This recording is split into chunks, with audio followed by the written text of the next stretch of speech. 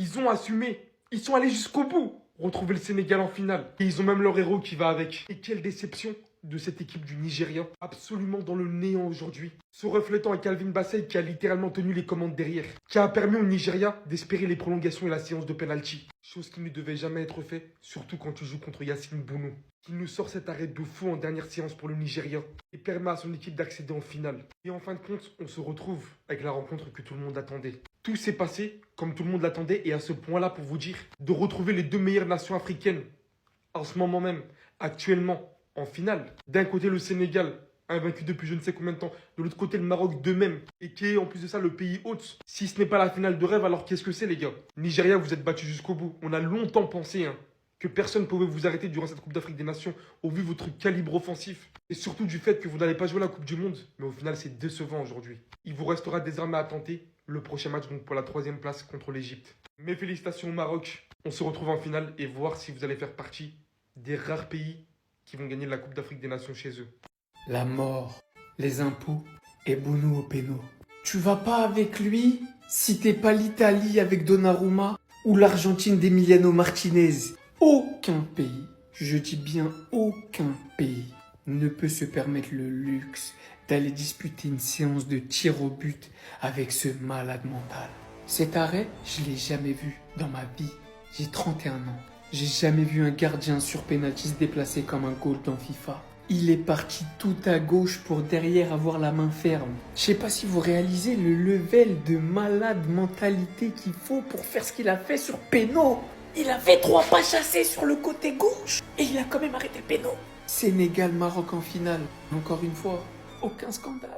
Le Maroc mérite sa qualification ce soir.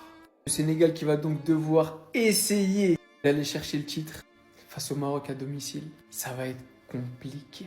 Mais malgré ce magnifique match, cette magnifique séance de tir au but de Bounou, cette qualification magique et quasi historique pour le Maroc à domicile, je voulais juste souligner le match de Calvin Bassey. Qu'est-ce qu'il fout encore dans son club? J'espère qu'après ce soir, il y a des gros clubs qui vont se pencher sur lui. Déco, je te parle. Le match de malade mental qu'il a fait. Je voulais juste le souligner. Félicitations aux finalistes. On a vraiment une belle finale sur le papier. Et en toute honnêteté, j'espère qu'elle sera quand même plus divertissante que ces 2 demi. Parce qu'on avait des belles affiches.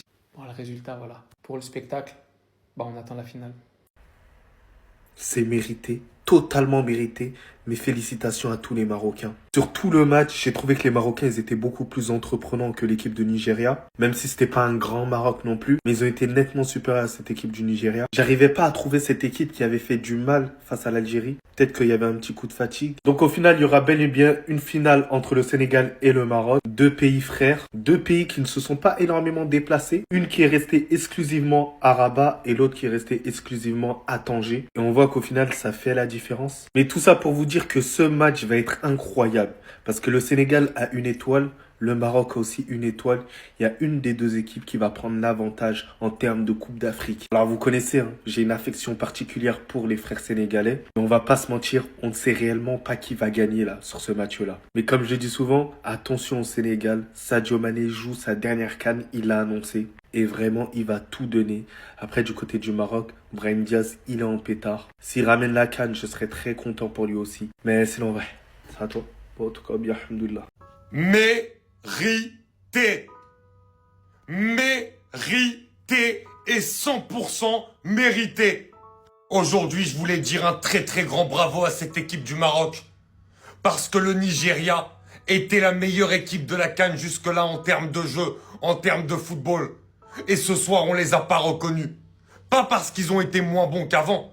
Parce que le Maroc, comme face au Cameroun, a élevé ses standards, a élevé son niveau. Et même si ça a été au tir au but, même si c'était pas loin d'être éliminé de cette compétition à la maison, eh ben le Maroc, sur l'ensemble du match, mérite totalement sa victoire.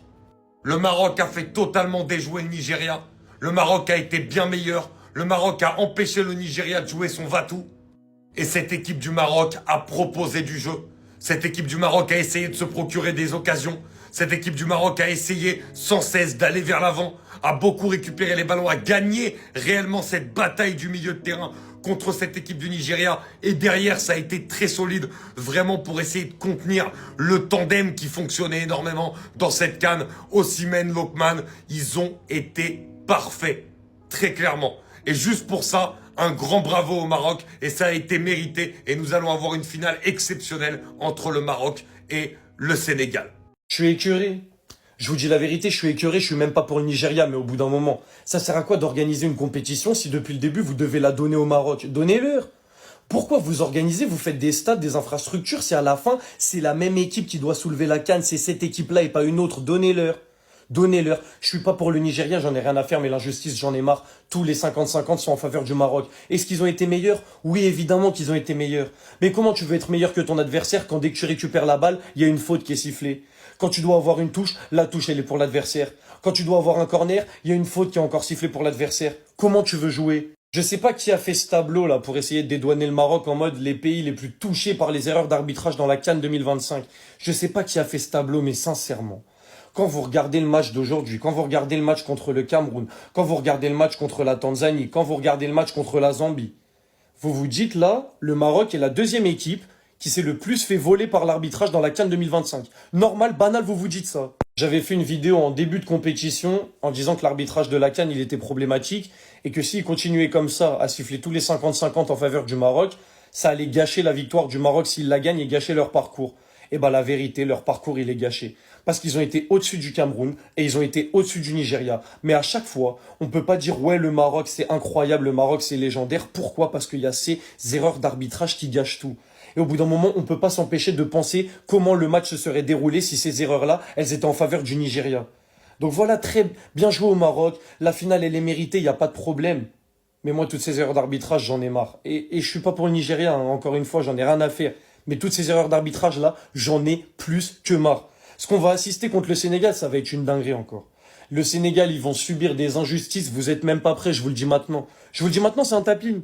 Le Maroc l'a fait, le Maroc se qualifie pour les finales de la CAN qu'ils organisent chez eux devant leur public dimanche 20h contre le Sénégal, peut-être les deux meilleures équipes, peut-être les équipes avec les plus beaux effectifs sont en finale et franchement quelle finale on aura droit. Pour ce qui est du match, je vais pas déblatérer 10 000 ans, j'étais focus sur le Real Madrid, j'ai un peu regardé ce match-là, notamment les prolongations aussi, mais surtout la séance de penalty et je le savais, on le savait avant même que ça commence, Bounou allait sortir un penalty. C'est clair que les penaltys côté nigérian ont pas tous été très bien tirés, soit c'est contre-pied ou soit Bounou, même s'il fait un très bel arrêt sur le dernier tir des Nigériens, il a très bien arrêté ce ballon. C'est pareil côté marocain sur le penalty raté de Egaman, le gardien du Nigeria a fait un très bel arrêt et ça se termine aujourd'hui pour le Nigeria et c'est dommage. Il m'avait choqué contre l'Algérie, je pense aussi dû à l'écart de niveau entre eux et l'Algérie, l'intensité qu'ils avaient mis. Là on savait que ça allait être un match beaucoup plus serré, peut-être aussi beaucoup plus fermé, parce que c'est deux adversaires qui se ressemblent, qui ont beaucoup de très bons joueurs, aussi dû à l'événement. Un demi-finale, tu prends forcément un peu moins de risques, tu te découvres peut-être un petit peu moins. Quand tu vois qu'en 120 minutes, tu as eu seulement 6 frappes cadrées tout au long du match,